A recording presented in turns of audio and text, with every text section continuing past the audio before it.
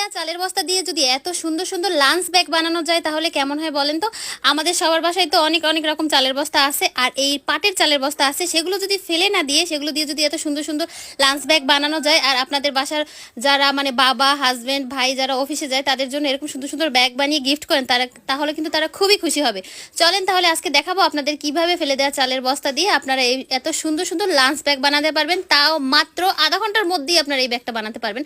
তো চলেন প্রথমে আমরা এই চালের বস্তা থেকে একদম সুন্দর মতো সাইজ করে কেটে নিলাম। 13 ইঞ্চি বাই 12 ইঞ্চি এভাবে করে আমরা দুইটা পার্ট কেটে নিয়েছি, ব্যাগের ফ্রন্ট সাইড আর ব্যাক সাইড দুটোটাই কেটে নিয়েছি। আর এটা হয়েছে বক্রম, এটা সালোয়ারে দেওয়ার বক্রম। এই বক্রমটা অনেক বেশি শক্ত হয়, এইটা আজকে আমরা ইউজ করবো। আর ইনার হিসাবে এখানে সুতি কাপড় ইউজ করতেছি, যে কোনো ধরনের সুতি কাপড় আপনারা এখানে ব্যবহার করতে পারেন।